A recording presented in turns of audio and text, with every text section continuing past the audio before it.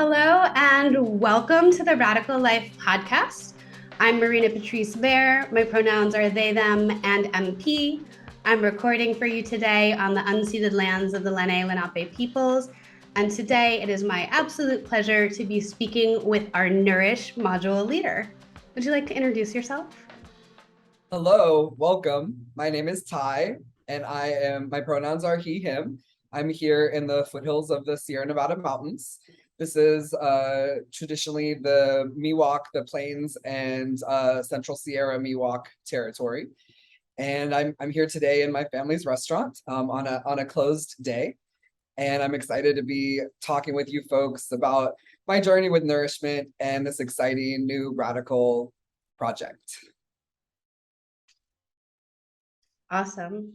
I know that you have shared with me that you do some community organizing and pieces, and I'm wondering if you want to name any of that work and how it relates to nourishment, before we dive too far in. Yeah, absolutely. So I started my journey with advocacy as a youth here in a rural region. I am transgender, so I was assigned female at birth and was involved in creating safe spaces on my high school campus. Back in 2000, we started one of the first few GSAs in the nation. I think there were fewer than 50 at that time. And in a rather conservative rural area, that was a big deal. So I was public about my commitment to safe space in school, and that was kind of my foot in the door to community organizing. I was lucky to get involved with great organizations like GLSEN and GSA Network that would connect educators and students with the resources to shift their school climate. And that is where my journey began as an advocate, an activist, and a community organizer. Awesome. And how does that relate to your work in the world like now? Yeah, so I moved back to my home region about a decade ago to reinfuse the area with with my values and my energy. So knowing that as a teenager and really as a child, I didn't have great results with the adults in the community. So I was always being given sort of negative feedback on my presentation, my fashion, even my vocabulary. And so being here as an adult, I'm focused on creating safe spaces for youth, and I facilitate a LGBTQ plus youth group that is housed here in the cafe, and we meet twice a month, and we have done art shows and outings, and mostly it is social support. So it's an opportunity for youth in this area to get together and possibly meet other youth who are maybe experiencing similar challenges, whether they're trans or gender nonconforming, or maybe are raised in a household with two moms. In a small town, that's a big deal still. And so just having a place where you can come together and chat and feel like your experience of life is not just this controversial burden to communicate and convey to your classmates. It's a really special role to get to play. I mean, even something as simple as telling a kid on the street, wow, your hair looks so cool. That's not the feedback I got growing up here. And so it's really special to get to be an out queer adult trans male here in this region and just hold space for that. I heard several things in there that I think are really nourishing, right? One, and you can tell me more about, if I'm on the right track here, but just the idea of being able to return to a space when you are better resourced is the word I'll use, right? We go away, we gather our resources, we come back, right? Fortified and stronger so that even if the places that we come from are still challenging for us, right? I think we come to them as different people. And so I'm hearing that in there. And I'm also hearing this idea that I find really nourishing around social support, right? Especially social support for youth, right? And I think that the climate in general, right, for LGBTQ queer youth is really challenging, right, and then is just devastating in many places for trans youth. And so I'm layering in this idea that like I don't have a lot of experience with about being in a rural community. And I'm thinking about just how tremendous it is to see someone else like you, right? And specifically to see a thriving adult, right? To get to see like, okay, yes, like people, we grow up and like have healthy lives and, get to go away and maybe come back if we want. Do you want to say more about that? Absolutely. It has been an incredible blessing to be able to return. When I left the day after high school ended. This was not a safe space to be different. The journey of, nourishing myself and healing myself and, finding the resources I need to kind of finish growing up after, the traumatic experiences of being a queer adolescent in a conservative region. That journey led me pretty obviously back home, because here I know who I am and I'm the kind of person that's going to do the work wherever I am, and that's part of my family culture. That's just how I'm built. And so at some point, I think in my late 20s, I realized no matter where I am, I'm going to be doing this work. And when I take a break, I'm going to want to go back home. And if no one's doing that work back home, it's not going to be that much fun to go back and visit, And so really like weighing in the risk and benefit of where's the best bang for my buck. If I'm going to be organizing queer youth, it might as well be rural queer youth in my home region, because it is not only is it a really neat way to be able to give back, but it heals me tenfold. I mean, the nourishment that I receive sitting in a group of kids, listening, they're teaching me new terminology, and it's just a really special role. And I know that I didn't even know the word transgender until I was 18 or so. And so that was after I had, I cut my ID in half over the gender marker. I knew something was going on. And so to be able to, sit in a room and the kids kind of gather and then we do our check-ins, and I usually kind of lead with an example. I remind them, like, you can share as little or as much as you want, but the more you share, the more likely the person next to you is going to share, more authentically about what their circumstances are. And so often kids come in, the adults in their lives might know who I am and know, oh, there's this transgender man, he facilitates this youth group, but the kids don't necessarily have all those pieces together. And so when I introduce myself and I say, hi, I'm Ty, I run this restaurant, I was raised a little girl in this town, it's like, oh, well, I want to grow up to be a man, or whatever their circumstances are. And you can just see like their gears start grinding and they're like, wow, hey, so this guy, I mean, and yeah, he decided to live here. And it's redeeming, especially after being kind of treated like such a threat as a teenager. It's really nice to know that I am a resource, and just because someone is threatened doesn't make me a threat. Ooh, I just want to breathe at that last one for a minute, because I feel like that one is like an urgently important message, right? Just because someone feels threatened doesn't mean I'm a threat. I think we need t-shirts, we need, like, yes. And I really appreciate the language there of redemption, right? Of having this experience where home gets to be a place where you go back and come to feel like it's home. I don't know that I can find words for it, but I can feel it in my body. And it's a little bit like, like all of my muscles have unknotted, right? Like I'm just like, oh yeah, that holding that happens for a long time. Um, I am curious. I know that, another identity that is important to you is being a second generation restaurateur. And so I'm curious about the relationship, right, between coming home, right, and having the social space be actually in the restaurant, right?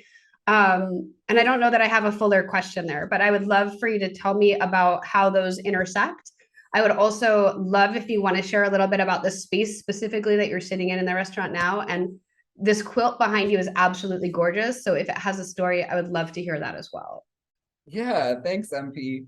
So my family opened this restaurant when I was 6. And so really, even and always through every kind of hiccup in public education where I was kind of being reflected, there wasn't really space for me. There was space for me. I had a safe space, and it was this cafe. And so as a young person, I got to come and work and feel useful and connected and part of a team.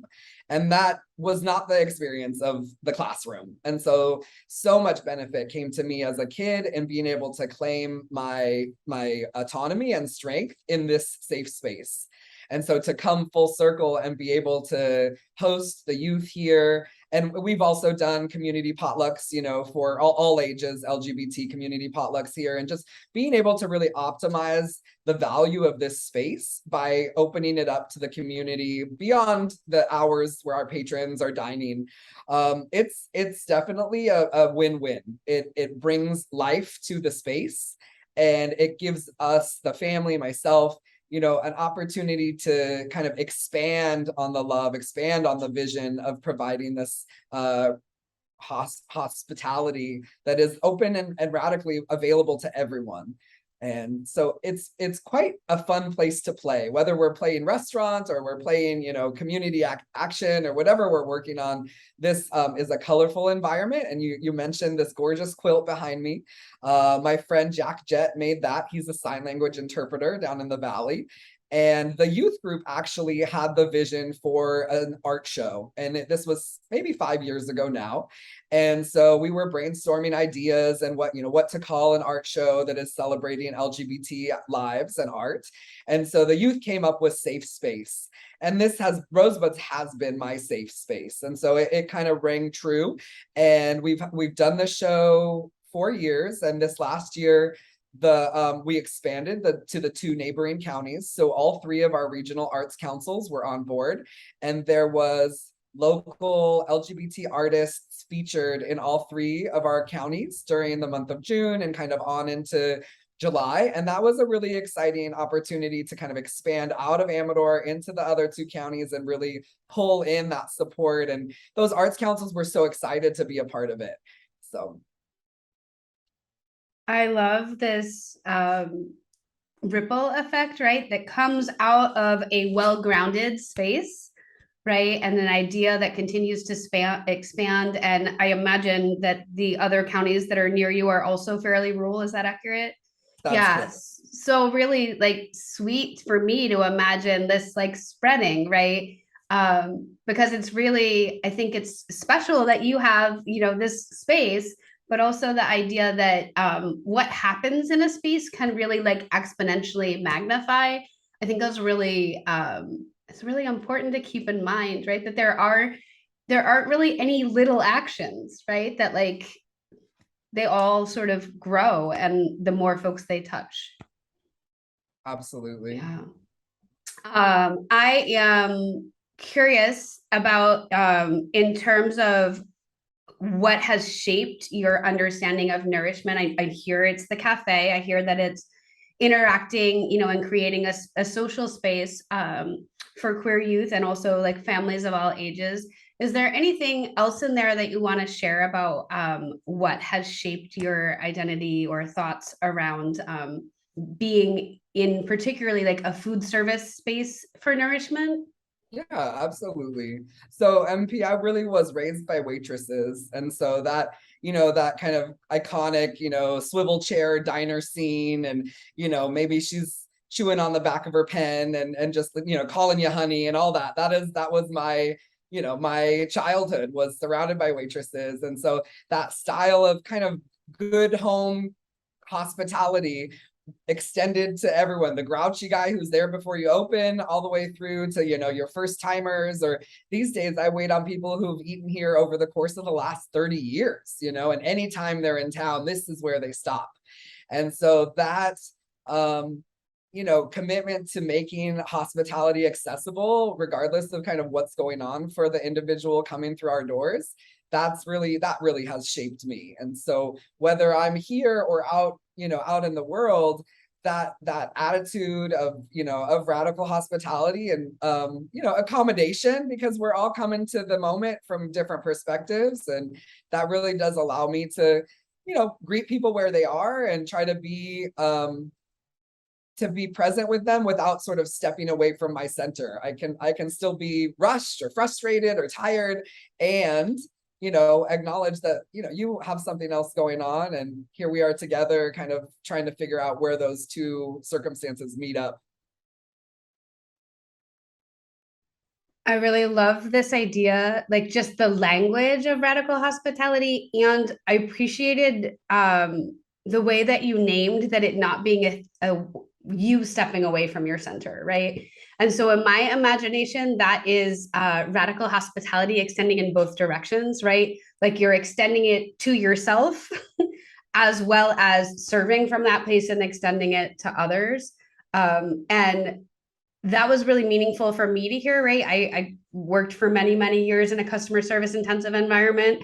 And there was a lot of like, the customer is always right, and often the customer is wrong, right? And so like, you're trying to like work that line, right? And so I'm just thinking about how much better interactions that I had with folks went when I was feeling in command of myself, right? And able to respond in a compassionate way, but not in a, what's the word? Deferential is the word that comes to mind, and it's not exactly the one that I mean, but like where you're not giving yourself away. And some of that for me is important because it means that you're actually serving from a very whole place, right? And then people are getting that from you. So they may not always be getting exactly the answer that they want, at least in the case of I worked in finance, right? Like, which maybe is a little different than like, yes, can you modify my order? But they were always getting an answer that came with the integrity of me being in my own space. Right. And I really think the difference there is sacred commerce. Mm-hmm. So my mom and has committed this business to the concept of sacred commerce. And that means we value our staff as much as our patrons. And so, and that extends back to ourselves, of course, because we are part of that crew. And so if the balance is off in such a way that the labor is being exploited, you really can't sustain hospitality very long.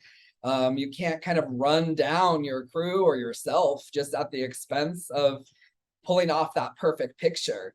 And I think we have had a lot of opportunities to practice and pivot and redefine that over the course of the pandemic, because realistically, I wasn't raised to say no.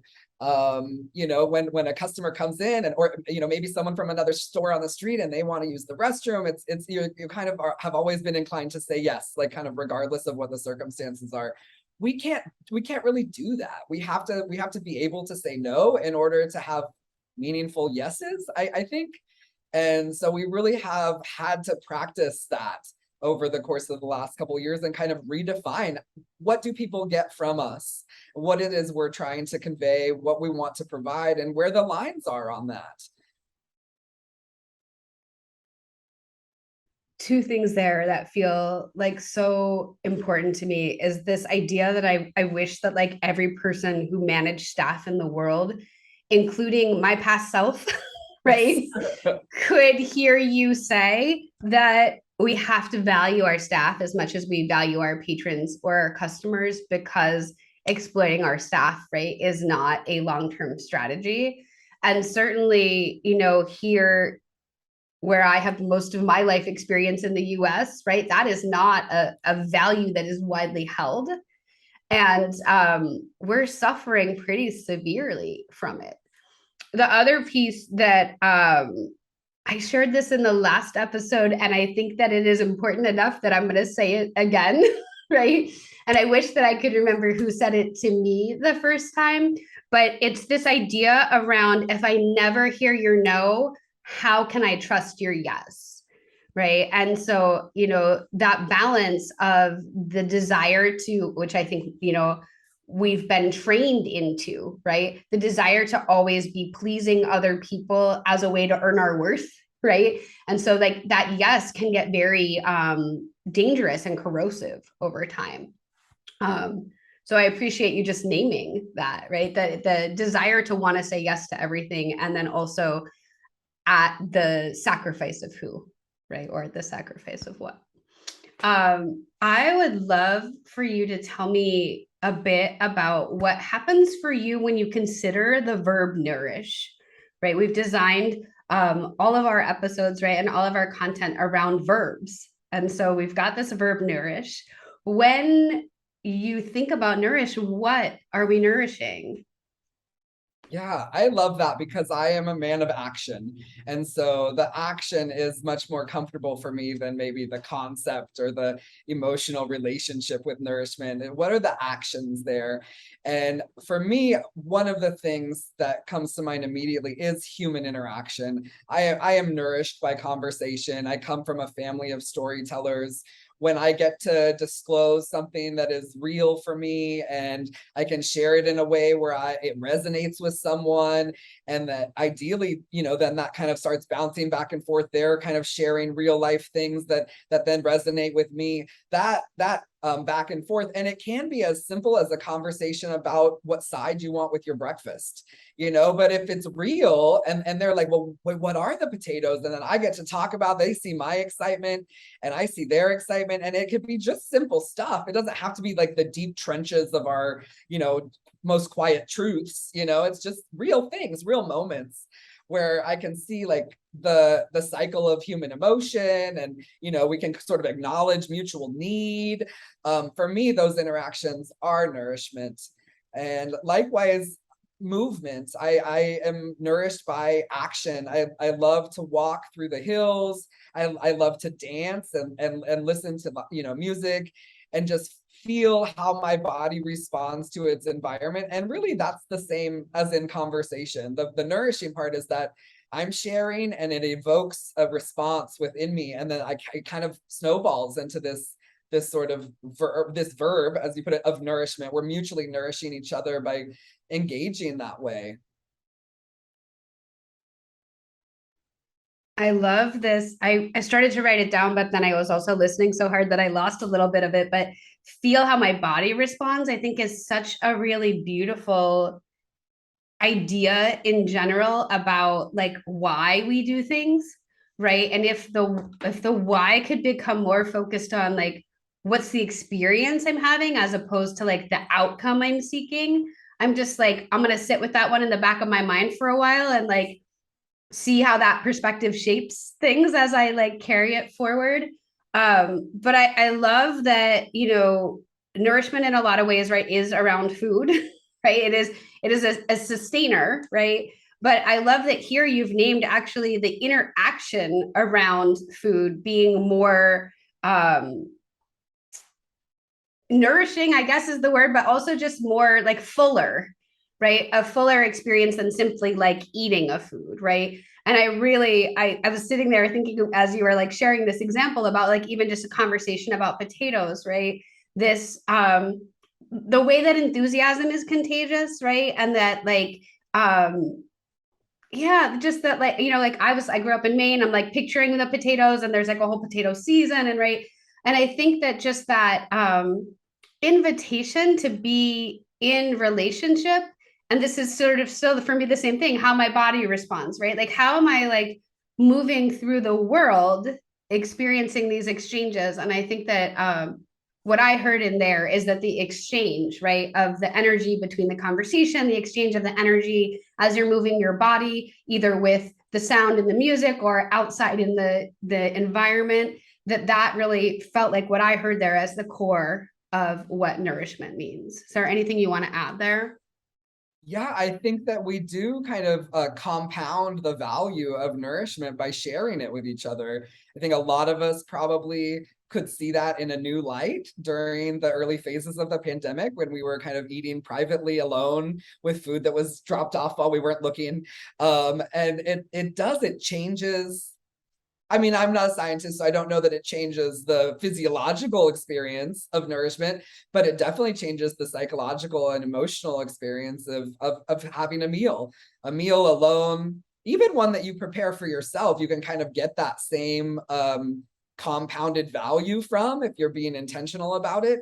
But when you get to sit down, or even like, you know, at work, I'm watching people eat and I'm kind of not even with them, but you can see they're laughing, they're enjoying themselves, and like the energy around the table just is expansive.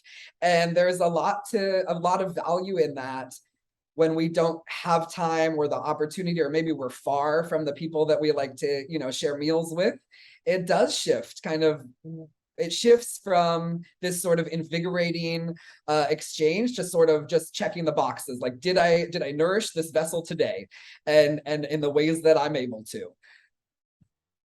I really, that last part there I heard was sort of like the transactional nature of, right? Like I have to put the things in order to keep the body moving, right? Or, you know, to keep it functioning. But I'm thinking about, there's a really lovely, you know, segment in your third class where you're making a meal, right? And you're sharing it with us because you're talking to us while you're making it, right? But you're also like in your space by yourself making it, and you're talking with us a little bit about like just how, you know, how you interact with food when you're preparing it for yourself. And I think it, for me, it was such a gift to just like consider that interaction, right? It's also been a little while since I've been grocery shopping. So like I often like I'll order online, and then like, you know, my partner will pick them up, and then like my food will arrive. So not quite as like, you know, when people used to drop it off, but similar. And you know, I was watching the footage of you in that video, like, you know, purchasing food and like interacting. And one of the things I love is you talk about walking through the store and seeing everything that's available, like before you decide to purchase it. And I just was like, oh, I have not had that sensory experience in a little while.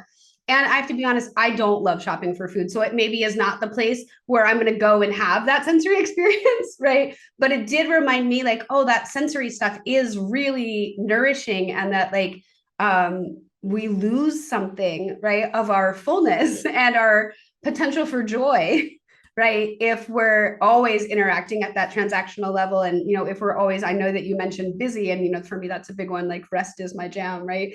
And so like making enough space to be able to experience things on that like sensory level.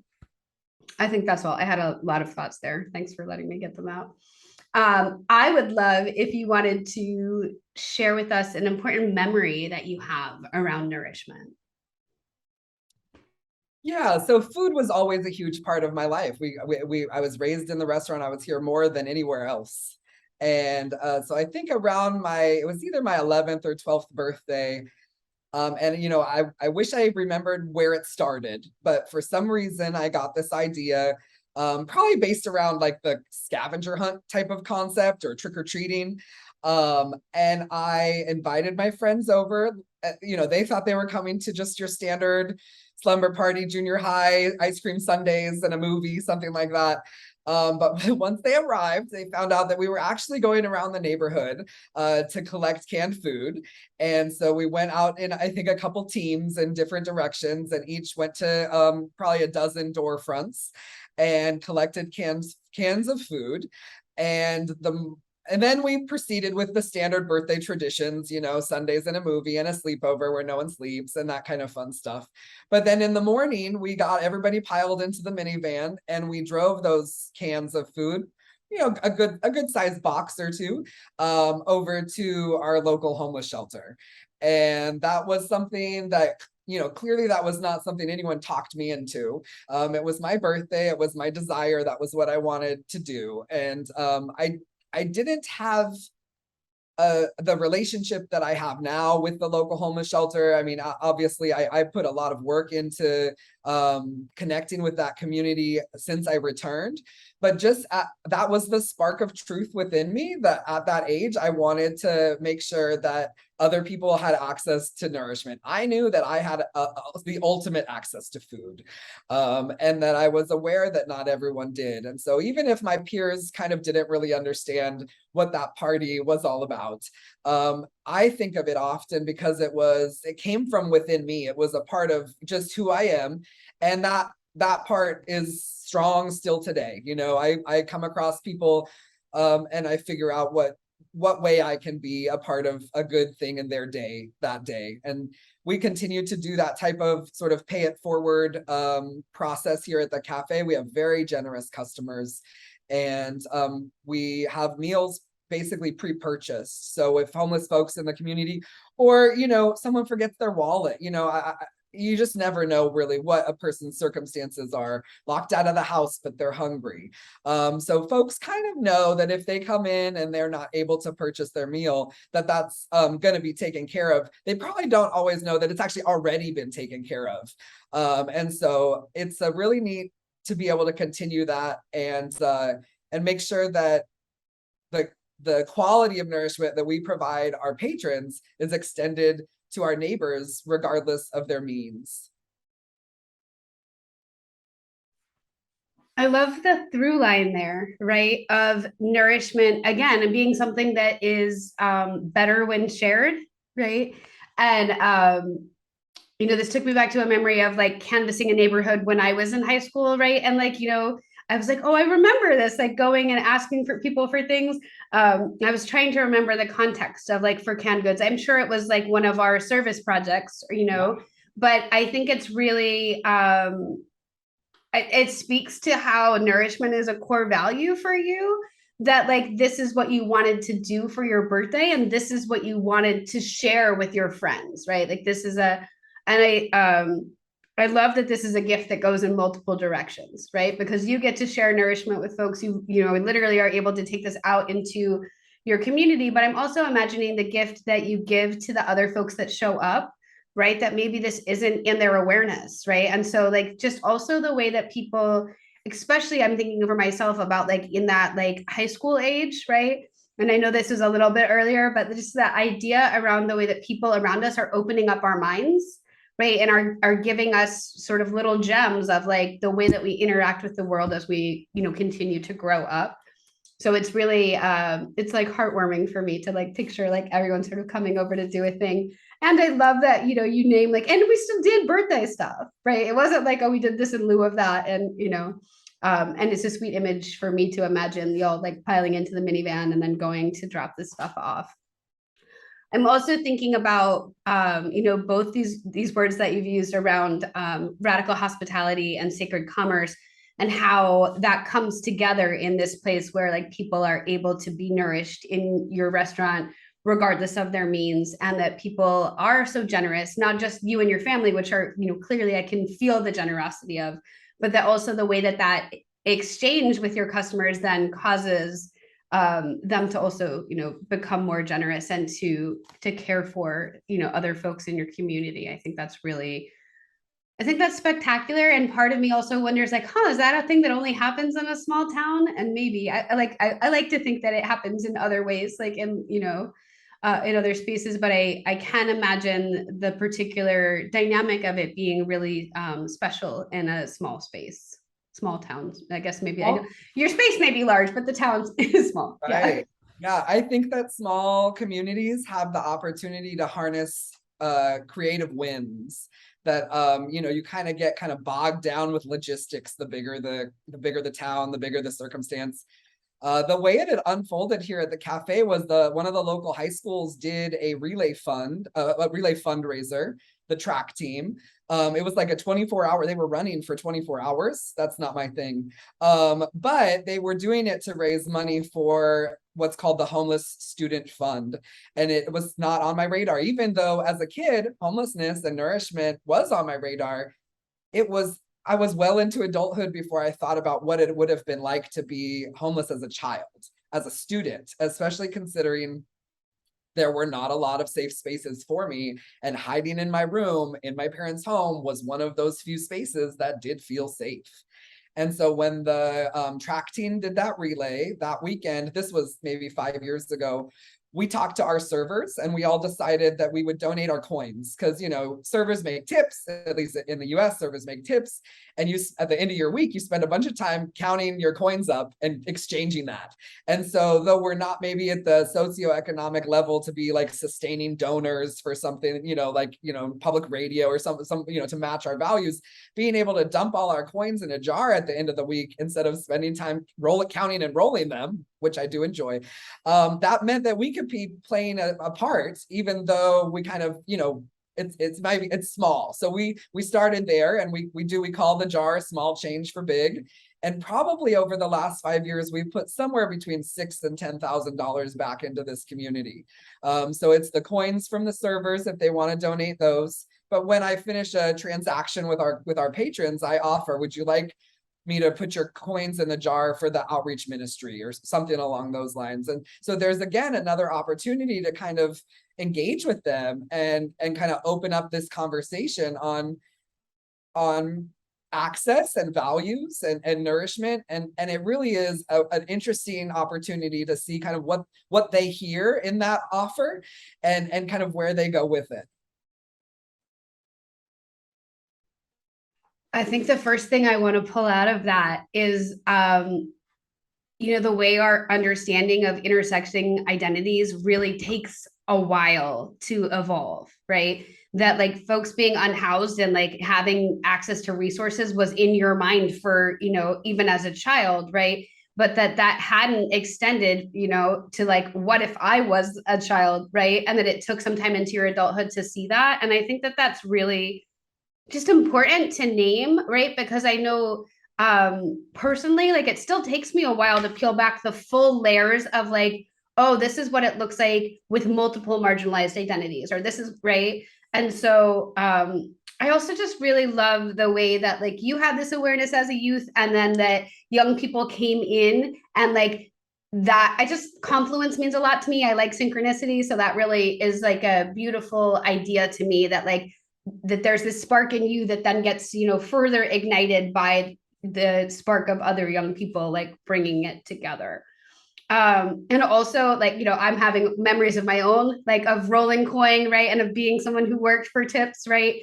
And yeah, and I think that when I think about, my own time as, a server, that like that those were not days where I was especially well paid, right? Like even if people were generous, right? And some of it is just the percentage on like what you're selling, right? Is only so high. And so I'm just thinking about like really what generosity that is to have your servers, put that back into feeding more folks in your space. And that really feels, again, I think it takes me back to this idea of sacred commerce and knowing that you're taking care of them within your community. And so they have that fullness of spirit, to be able to give some of that back in return, not just in their interactions with customers, but then also in literally making sure that those customers are able to afford their meals. And I love this like language of like with customers, hey, do you want to donate your coins to our outreach ministry? Because I think it is such a spiritual service to recognize that there are people who have needs that are different from our own in whatever direction, right?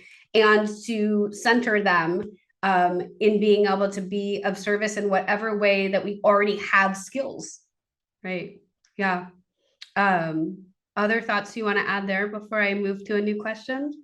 The jar has just been such a blessing, and being able to keep it kind of direct and not, we're not, it's not a 501c3.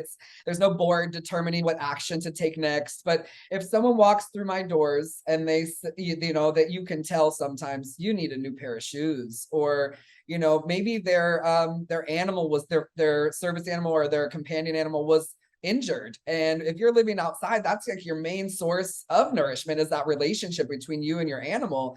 And so we've been able to do some really creative we've been able to take action, in creative ways to meet needs across the board. We purchased a bunch of Spanish language grief books for age appropriate children for the local hospice agency. Their library didn't have any materials in Spanish. And so as we learn about things, we get to kind of say like, well, what role can we play in this? And a lot of times when you're kind of locked into a niche, like I run a cafe, you think you know your role and you just kind of recreate that same role over and over again. And having this jar and being able to engage with our customers this way has sort of opened that role up. And, during the course of the early phases of the pandemic, when this is a mostly senior population. So most of our community volunteers were sheltering in place along with mom. We sent her home. And so there's a local meal that is longstanding that is 2 times a week, and it's complimentary to the community. And mostly it's unhoused folks and folks who maybe need the nutritional support, but folks also go just to socialize. Well, they paused those meals right in March of 2020, and so we caught wind of that. And we kind of did some quick brainstorming and looked at what we had. And of course, our sales had dramatically dropped. And it was just my brother and I here and trying to keep ourselves sane and occupied. And so we decided, with the money that was already in the jar, to go ahead and host those first couple meals. And as soon as we made that decision, folks were calling the cafe and saying, I'm saving $300 or $400 a month not driving to work. I want to put that towards next month's meals. We didn't have to put ourselves out. We didn't have any surplus at that time, really, because we weren't making any money. And so those meals were completely paid for by the community, really without even having to ask. When people find out what you're doing, and this happens to me a lot with the youth group, or, someone will come into the cafe and say, I grew up here in the 80s and I'm LGBTQ, and, here's $200 for your youth group. And that type of stuff happens, I think, more in small towns because there's no question of who. They don't have to kind of go to a big center and say, what do? I want to make a donation. They will say, oh, you need to go meet Ty. He's doing this and that, and give, put your money where it can get to work right away. There is so much in there that really just made me feel joy. That I'm trying to backtrack to what felt like most like I want to highlight. One, thank you for telling me more about where this small change for big goes, because I was really imagining it as like meals in the cafe. And so it's really lovely to see the extent to which it moves out into your community. And I'm thinking about you saying that it's raised like $6,000 to $10,000 over this period of time, and that really goes places, right? Like that can actually, I was thinking about you saying it gets someone shoes, it gets someone, right? Those are they are large expenses when you don't have the funds. But in terms of what you can generate for expenses, they, you know what I mean? I love this idea that it is smaller things that people really need in their day-to-day life to support and sustain them. And that food is one of those things, right? But that I think what I felt in that was that being seen and witnessed is actually even bigger, right? And is often then we get the nourishment we need, and it's not necessarily food, which I thought was really just powerful for me to I have a really vivid sense of what's happening. As you're describing these exchanges, I can see, and I really want to highlight what you said here about, making the commitment to continue this meal and being in a place of we don't actually have a lot of surplus, but we're here and we need to do something to be in relationship, right? And hearing that then people really were oh, I can help with that. And maybe it's not the same people that can come and serve the meal, right? But that it's people oh, I have, like you said, this extra money from not having to do this thing I usually do. And so here it is. And I think that that's really, it is really spectacular. I do think that I can imagine how that is in some ways a feature of a small town, because it is people, it's there's a visibility that's happening, right? Whereas I think in, a larger city, it's often, there are so many things that it's hard that I don't know that I know people to the extent that you do, right? And I am thinking about why that is, right? It's really giving me a lot of food for thought. And some of it is also just that the sheer volume of people to interact with is much higher. But some of it is also oh, there is a place, there is something about being in a place, right, where people come in and out that you get to have those ongoing interactions with. And I'm just thinking a little bit about that as well, just for myself, in this sort of pandemic times, right, that I came to work at home, and then I also chose to leave my career and shift what I'm doing, right? And so I had not until really this moment realized like, oh, this project that we've been doing together really has been bringing me that nourishment and like getting to have these podcast conversations. But it is wonder, it's making me think about like, oh, how do I expand that reach? So thank you for that, because it really was a gift for me to sit with that. I'm wondering if you want to say anything. I mean, I hear that there's a lot of things that are nourishing you in your day-to-day life in this actual like restaurant space interaction. But I'm wondering if you want to say anything else about what nourishment looks like for you in your day-to-day life, and perhaps also how that's shifted over time. Absolutely. So having kind of been socialized to give, and cater, turning that care back around to myself was not second nature. And for me, one of the ways that I kind of wound my way back around to self-care was through direct outreach. I had a good friend who's no longer living, and she went by Da Vinci Rembrandt, and she was living outside here in town. And it came to be that where she lived was where I parked. And I felt I came to feel so much safer parking there, knowing that she was there. And not everybody maybe would have wrapped it up for themselves that way, but we struck it up. We struck up a conversation or a friendship, what evolved into a friendship. And there was just something very comforting about knowing that, where I was leaving my car, there she was, and I think that maybe she felt a similar sort of increase in safety, knowing that, because when I pulled in, then her space was kind of behind that. And so there was sort of a symbiotic balance to her occupying this space and me occupying that space. And we got into kind of a pattern together.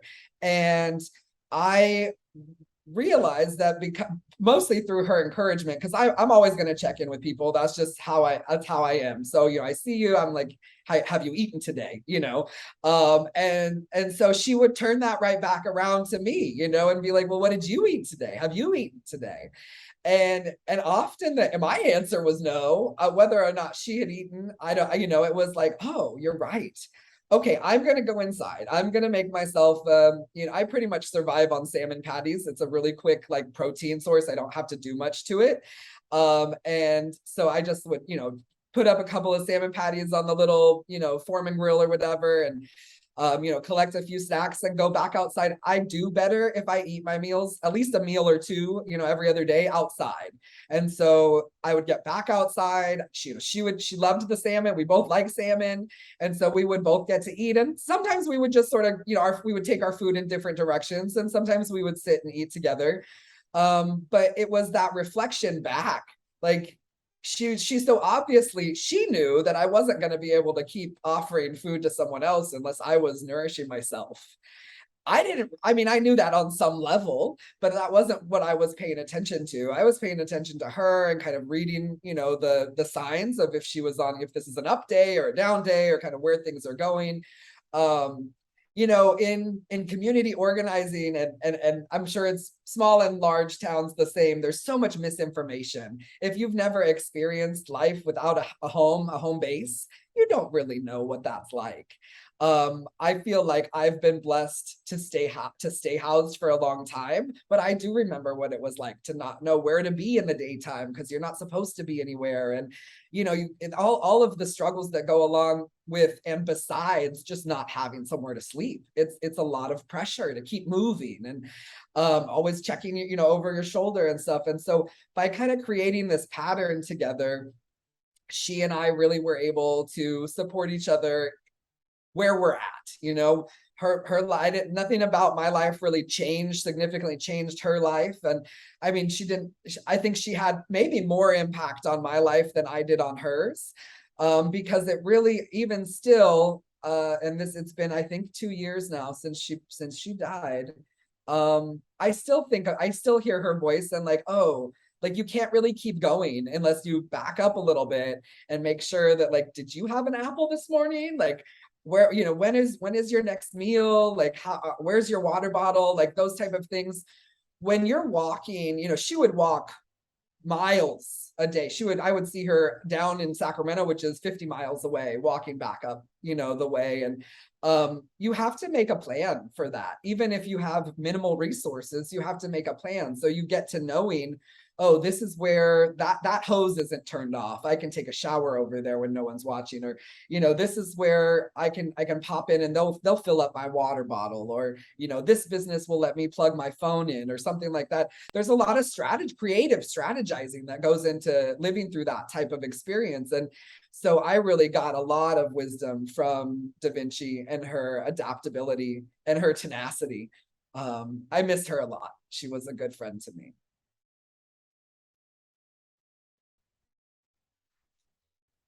I'm just sitting with the feeling of her for a minute. Yeah, I really appreciate the language of she had more impact on my life than I had on hers. Because what I heard you describe there is an experience that I've never had, right? And so you were able to give me a really good sense of, it takes a lot of planning, like this language about like creative strategizing, right, in order to get your needs met, was really helpful for me to, like, I think I'm ignorant of many experiences that I haven't had. And so when you can give someone a fuller picture of what someone's life looks like, that's it's a real gift to me. I guess I'm going to keep using that, because I think that like gift really, like nourishment for me really is like the giving and receiving of gifts.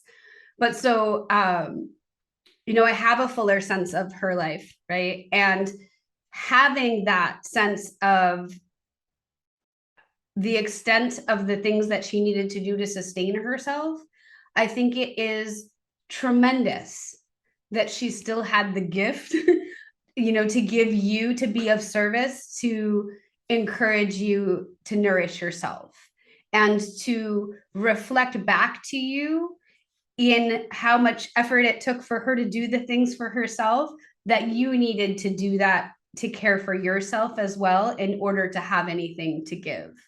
That was a really like a rich imagining for me. I was able to really get there and see that exchange. And I appreciated especially this moment where you said sometimes we took our food in different directions, right? That sometimes friendship is not about being in each other's space, right? It's more about being seen and having the fact that you have needs recognized, and then having a variety of ways to like meet those needs, right? That it might be really being in deep conversation, but it also might be more spacious.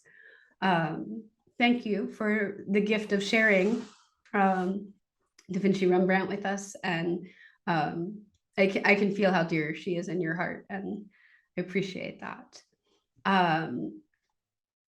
I just need another second, I think, to sit with her. If I may, people always think that, I do homeless advocacy.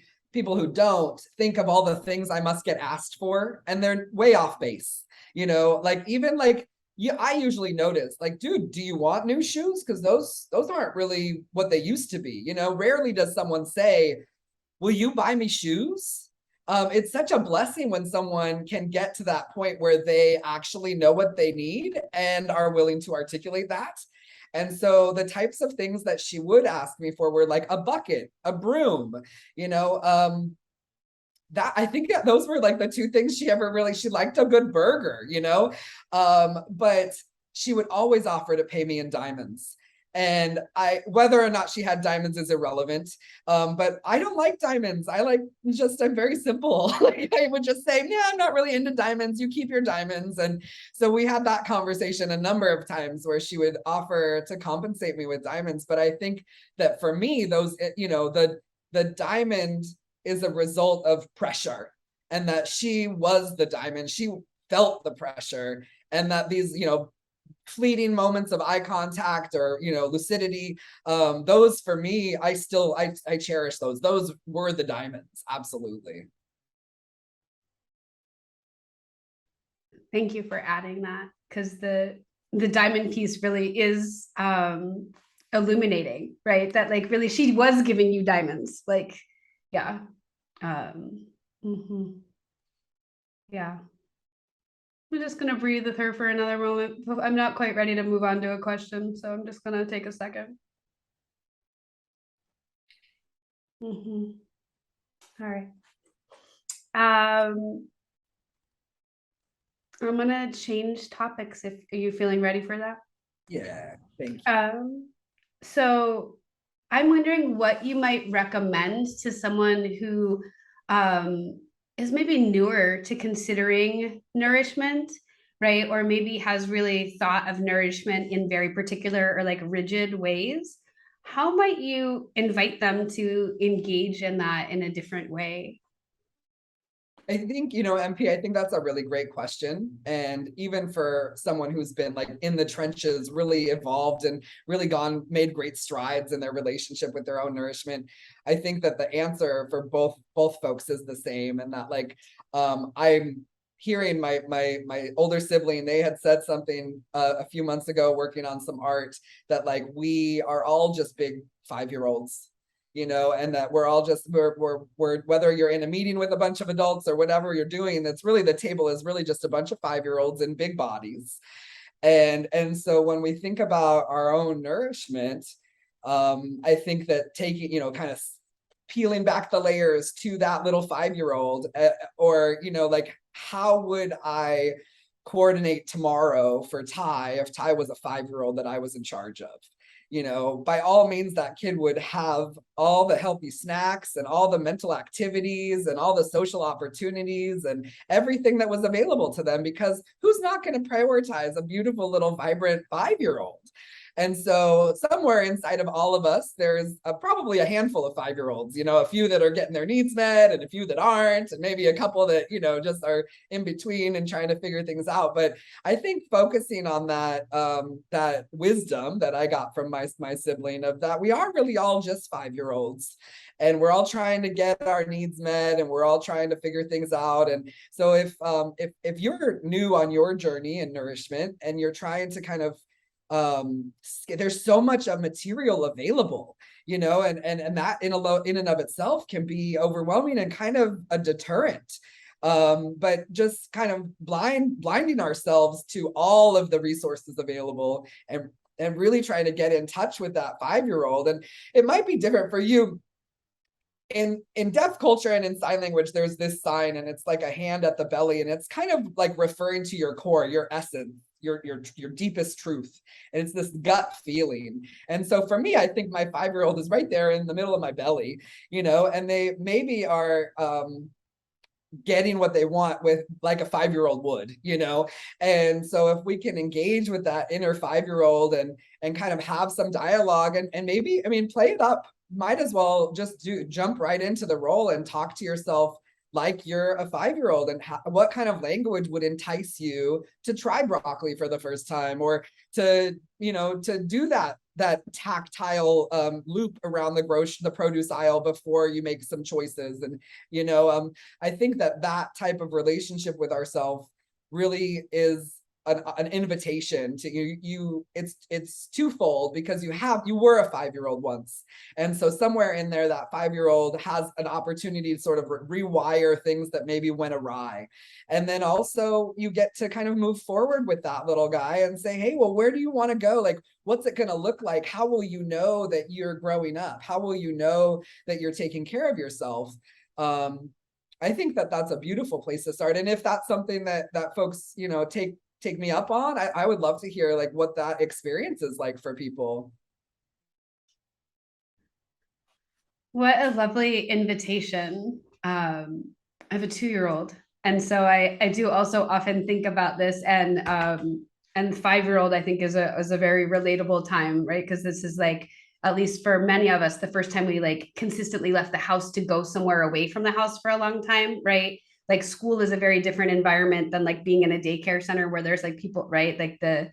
And so anyway, for me, I'm thinking about being 5 and being someone who's like going away to school, and like, what kind of things do you need, right? Someone helps you pack your lunch, like you take a snack, right? You probably take a change of clothes because who knows what's going to happen while you're away, right? all of these things that like people, many of us maybe had this experience. I won't say all of us, because I know that there were some of the 5-year-olds in me also don't have their needs met, right? But I think picking the way that I would want, like my vision and my dream for how a 5-year-old would feel most held and protected, right? The other thing that I think about with this image that I think makes it so useful as like an actionable skill, right, is that whether I'm thinking about my 2-year-old or we're thinking about a 5-year-old, there's only so much information that they are like wired to process yet, right? Their brains are still forming and they're taking in a lot of information. And so for me, like making something like, child processable, like child size in that sense, helps me also think about like, okay, like I tend to be someone who wants to like dive right in. I want to know everything about, right? I'm going to buy 15 books and then I'm going to also put a few on hold. I want to like check out everything. And so this idea of like, I wouldn't overwhelm my child in that way, right? Like I know what there would be like a meltdown of information, right? So I think it's a really lovely invitation to think about what the 5-year-old in you needs to be the most thriving person. And you did also like name there, right, this rewiring, right? And I think this is a really beautiful invitation, if your childhood was not nourishing in this way, to be able to go back and reparent and hold yourself and get some needs met there as well. um, and I hope maybe folks will leave us some comments, in the podcast on our YouTube channel about, what happens for them if they try this. And I think it's a really rich invitation that I'm going to take forward as well, because I'm also really deep right now, specifically into the launch of our product in the next couple of like, right. And so for me, that often tends towards like overwork. And I forget to like, we were talking right before we got on the call about how I had sort of a technological meltdown. And I was like, okay, I guess I'm just going to walk away. And I took a walk and I took a shower and I practiced yoga nidra. And I really like, I stepped very deeply into the things that I like value in order to sort of move forward. And I'm thinking about how much like kids need that. Like my kid, like if they haven't gone outside yet today, it's like an itchy feeling, right? And we all get it. Like, so yes. Yeah. And MP, I was a very serious child. And so the rigidity and sort of like logic that adults tend to get weighed down by, I had that as a kid. And so I really had to start pretty young, like unlearning my natural structured self so that I could let that 5-year-old play. And these type of exercises, whether it's focused on nourishment or play, that 5-year-old has really carried me through. Yes, thanks for naming the word play. That's come up for us a couple of times recently as well, right? And just me seeing in the course of these podcast conversations, like, oh, I'm not getting enough of that, right? And I think maybe that's because it is hard to get too much play, right? And that it is a thing I think that we are to some extent wired to crave, and just how nourishing play can be. Yes. Mm-hmm. A lot of fun things in here for me to think about and take away and be like, oh, what action do I want to, take with this nourish verb? So thank you for that. I am wondering, we're getting close to my last question here. So I'm wondering if there's anything that you want to add or share that like we just haven't touched on yet, if there's anything that's coming up that you're like, oh, I want to make sure people know that.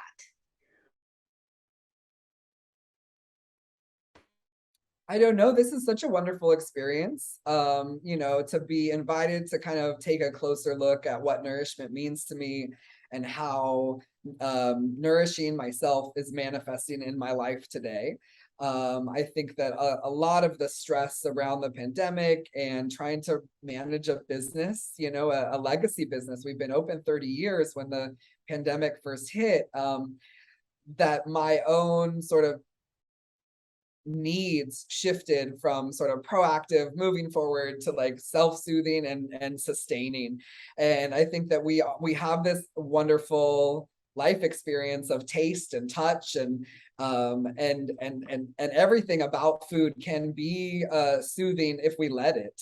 And so there is definitely some play in that, and whether or not, we're sort of structuring our nourishment around best practices or something like that, versus just like, where am I at today? And like, what does my body want? What do my taste buds want? What does my stomach say about yesterday? And, all of that stuff is just as valuable as any kind of, research-based strategies for living the healthiest life. And so I think that for me, over the last couple of years, thankfully I get to feed other people, even if it was just boxed up for them to take home for later.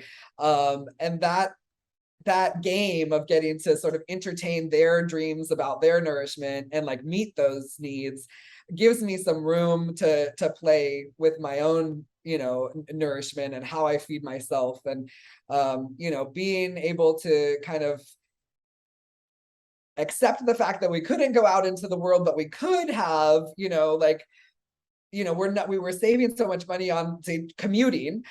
We could buy the good ice cream, and it's like, this is going to do for now, because this is what we have available to us. And, celebrating and kind of sharing, even, digitally, like, the family was having sort of family gatherings on Zoom or whatever. And we would talk about, well, what are you guys eating for dinner? Because normally we'd be together eating dinner.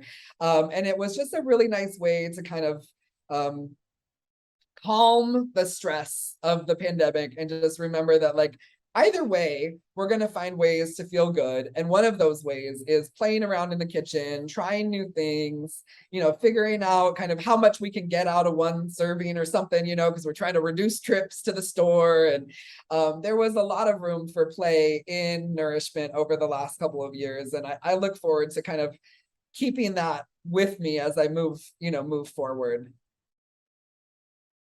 I love this idea that something golden has come out of, right, this like learning to live through this like challenging time, and that play and nourishment is the thing you're going to carry forward. Thank you for that. I'm also thinking that the way that you were describing that is really a beautiful bridge into my last question, which is, what's your vision for a radical life?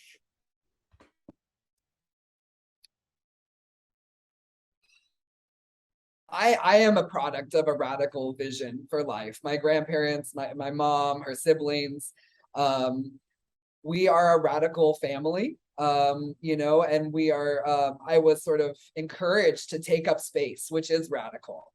And so as I move through the world, if I need to stretch in the middle of a meeting, I get up and stretch. Or if I'm headed to a class and the right thing for me is to be on the ground during that class, just let you guys know I'm going to be sitting over here. I'm going to be on the ground. And so however I need to take up space, I feel empowered to do so at this point. And, we'll have fleeting moments throughout life where we're like, ooh, I can't actually take up space. But I try to get back to that as quickly as possible, that actually the space I'm in benefits from me taking it up. And that I'm not serving myself, and I'm not serving anyone, I'm not serving the universe by minimizing the space that I take up. And so whether that's in my own home kitchen, at the grocery store, or out at a meal, taking up space, having that dialogue, figuring out, if I have specific needs, I'm looking at what's available. Like, how can we get to the point where I'm going to get what I need? And it's not being afraid of that communication. There are times where asking, is the soup made with the vegetable broth? And it's like, do you want to bother to ask? Like, I don't eat meat. Well, yeah, I want soup though, so I kind of need to know. And so being comfortable enough to be able to take up that space and have those conversations. And even if it's a no, the server learns something like, oh, like, you mean you don't have to use a chicken broth to make soup? And we all kind of get to just sit in the awkwardness of it. And that's just as valuable as being able to quickly go in and get exactly what you want with no kind of compromise or deliberation. And so I think that taking up that space and being as much myself as possible is my radical life. Absolutely beautiful. I think even admitting to having needs, right, is radical, but then believing that you like it's okay to take up the space and figure out how to get them met. Yes, yes, yes. And I love the idea, right, of your family just being radical seeds, right, that are, yes. Thank you so much for spending this time with me. It really has been joyful for me. And so thank you for that. Thank you. This was a pleasure, and I'm excited about this project, and I look forward to hearing more from the other presenters. Thank you for joining us. Head over to our website at radikal.life to sign up for your free Radikal Life Starter Kit. Our website is radikal.life. The Radikal Life podcast is produced by me, Marina Patrice Vare, and edited by Cassidy Vare. Our theme music was created by Mark MeeZy. Radikal Life is a co-creation with Manjot Singh Khalsa and Radikal Healing. Connect with us on social media, Radikal with a K. We're on Instagram at radikal_life_22 and Facebook at Radikal Life.